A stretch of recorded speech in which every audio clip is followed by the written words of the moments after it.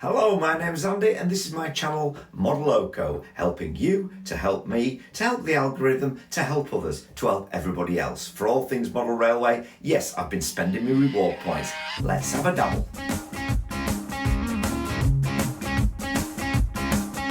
Stop, look, listen, cause you're gonna hear a brand new story about a great engineer.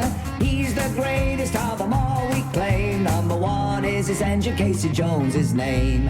Casey Jones, steaming and a rolling. Casey Jones, you never have to guess. When you hear a tooting of the whistle, it's a Casey at the throttle of the Cannonball Express. Okay, so let's start off with my little namesake, St. Andrew's Church. And I'm not going to open the box, I'm just going to show you around it. So here it is out of the box. It is a resin building. I don't know what it is about resin buildings, simply love them. It's got 4 crosses on and these are incredibly fine. And so you're going to have to be very careful with those. They are quite strong, a bit stronger than the one on the Backman Church that I got, even though that's in double O. The first thing I have noticed is they do look a little bit smaller. When I say compare it to a station building, yes, slightly scaled down somehow. I don't know what it is. But that's not always a bad thing, especially away from the station, because I've even thought about using little end, which is N scale. And I've thought about that because I like to see a building in the distance. I don't necessarily want to see it so in view. And I've found that with double O, you need a lot of space to make it look quite realistic. So if you used N scale, things look a little bit more in the distance. So that's the bus and the car compared to it. It is a small church. So that's the first one I looked at. We'll put that up there for now. That's St. Andrew's Church. The next thing I got, spending my reward points, was a Conrod Spanner. And that obviously explains itself. It's a maintenance tool. If you ever wanted to strip your locomotive down, I'm not saying that I would, but I might do in future. So it's always a little handy thing to have in the bag, as it were. So there's my Conrod Spanner, and there's my Flying Scot in the cradle. You can go back to sleep now, Scotty. Third thing I got was the Shepherd's Rest. And this is a Croft building. And again, it's got polystyrene innards. And there you get the different views. And there we have it. And I think this has got a lot of interest. Again, looks a bit smaller in real life than it does when you see it online. And it also looks a little bit more white. We can put it up against the car and the bus so you can get a good idea. And this time I'll put it against, say, a signal box, which I've sort of dirtied down a little bit, very, very roughly to start with. I'm going to go back over this, of course, but I just wanted to dampen it down a little bit with it being right next to the track. But again, it gives me that impression that it does look a little bit more in the distance than these. These are going to be really near your line side, and so you're going to get a better perspective. You wouldn't have to go for N scale or something like that, but they are quite tiny. Both the church and the Croft building do seem smaller than I imagined they would be. And finally, in the goodie bag, I got the TT4035, which is the BRX LMS 50 passenger brake, number M31040M. Looking at the Hornby website, it does come in 2 varieties, the one I've got here, and also M31014M, which is the TT4039 if you're looking for that. And that's not in stock yet, where the one I've just got is. Nearly missed these as well. Another passenger brake, LMS 50, which is number 31236, and this is era 3. So we've got era 3, 4 and 5 expected spring 2025. So not for a while yet, but They look nice as well, don't they? And there's some coaches to go with them, which I'll show you in a minute.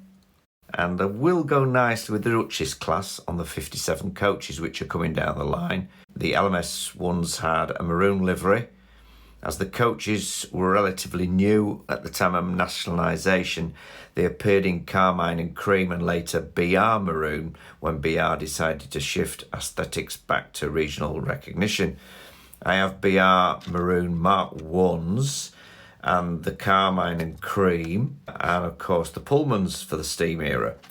The BR 57s are here very soon indeed. In fact, they're showing in stock on the website, but they're not available as yet, and they come in the same maroon or blood and custard livery. So yeah, I think these will go nicely, and that shorter coach length gives a little bit more variety to your rake and a bit more interest as it's going around the layout for onlookers and yourself.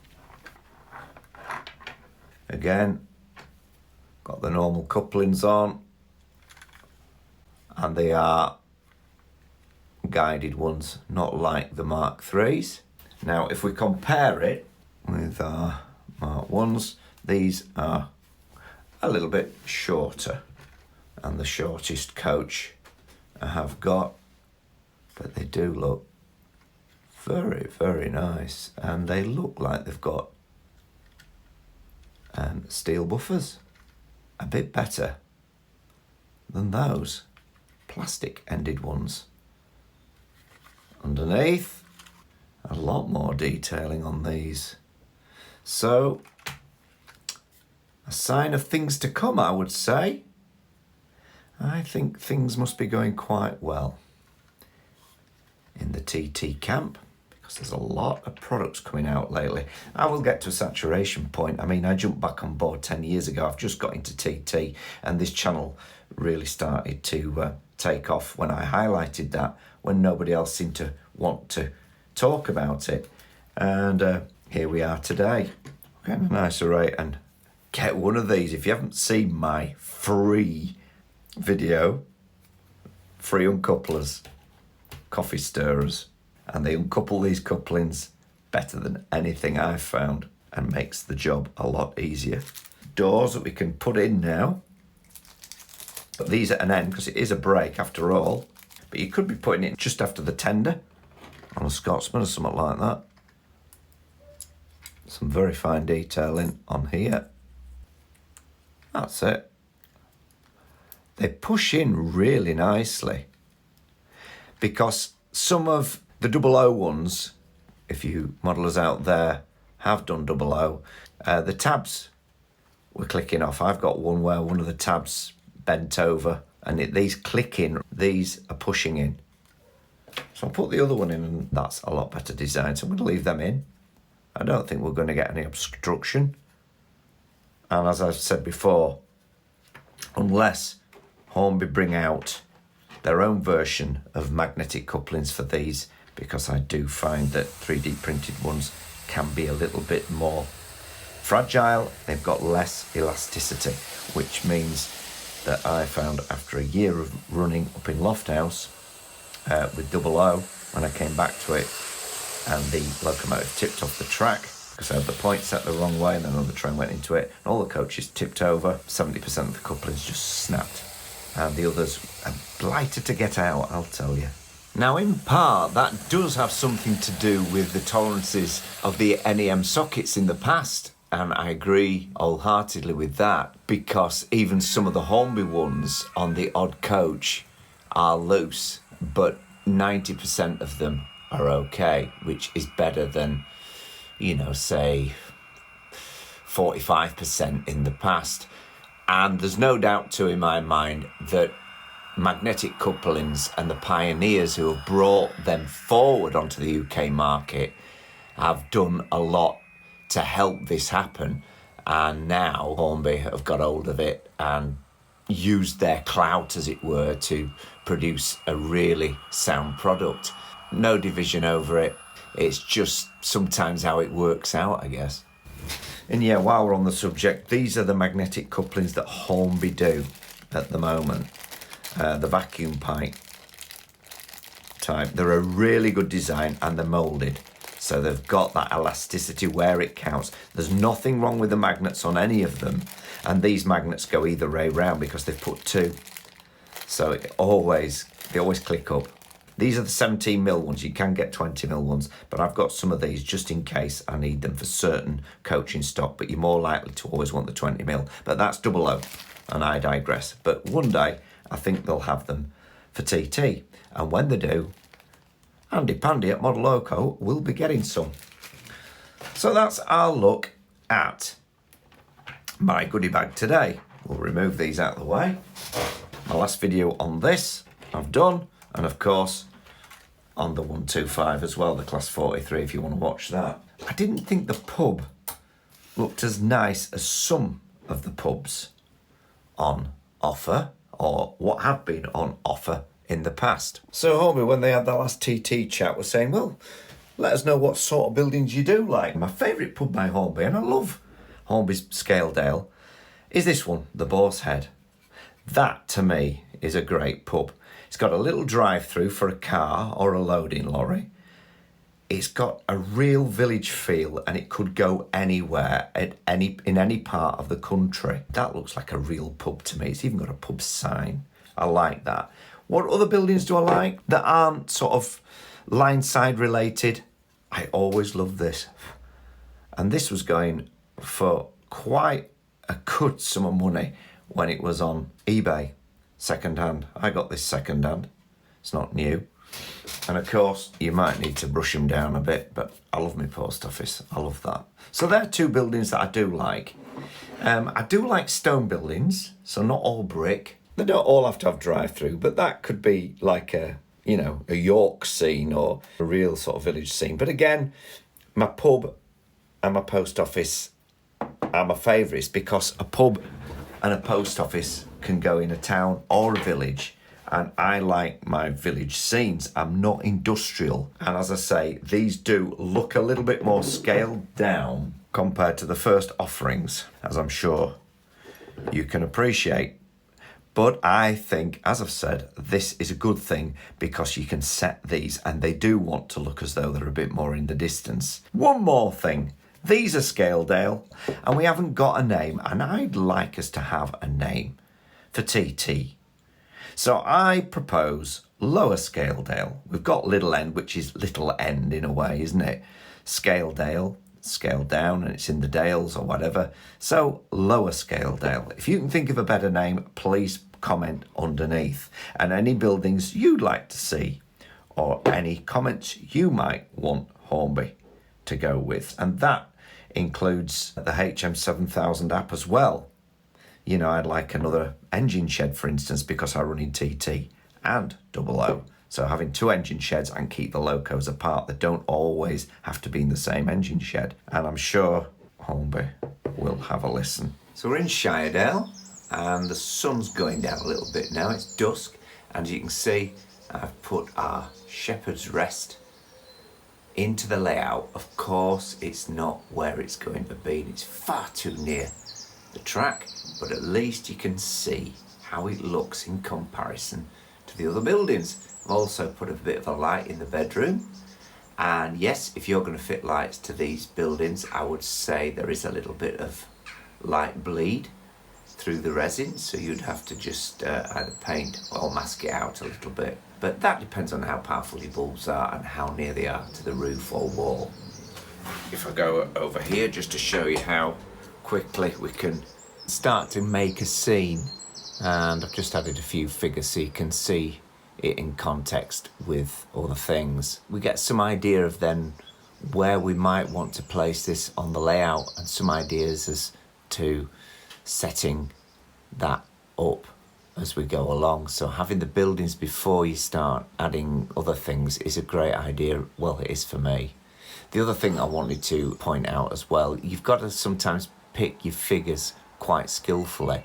And as you see here, the Shepherd's Rest, even though all these figures are classed as TT figures, you can obviously see there's a difference between the older couple and the younger lady carrying a shopping. So you've got to be a bit discerning with your figures, where they're going and what they're doing.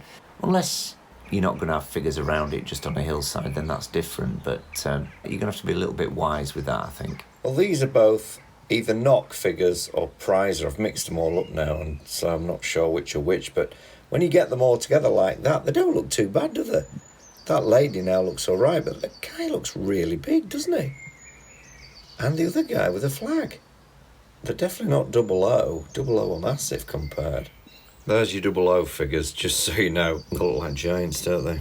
Land of giants. Whether some are TT 120 and some are different because the knock ones just say TT on the box. The prizer ones do say TT 1 to 120. It does make you wonder. They don't look so bad as long as you don't get them together in obvious situations. If they're on a bridge or anything like that, you can't tell. And I've just put a few Mark 1s with the BR50 at the end, all maroon, and I'm going to try and hook up and just give it a bit of a run round.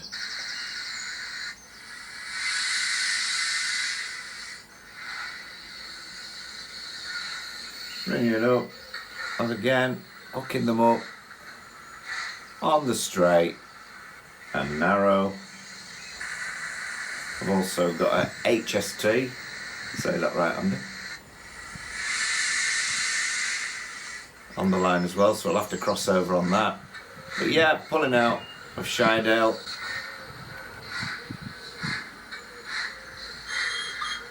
And we can see the Croft building, the Shepherd's Rest, as that leaves the station.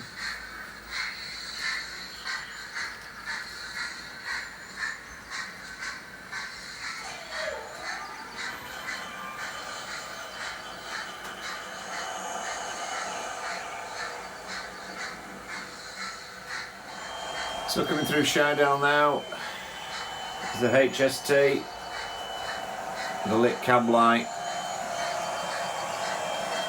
following it through,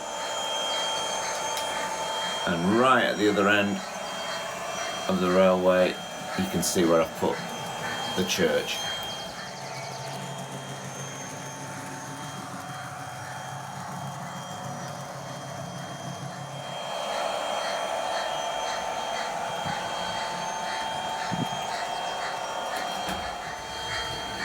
Coming past the Croft.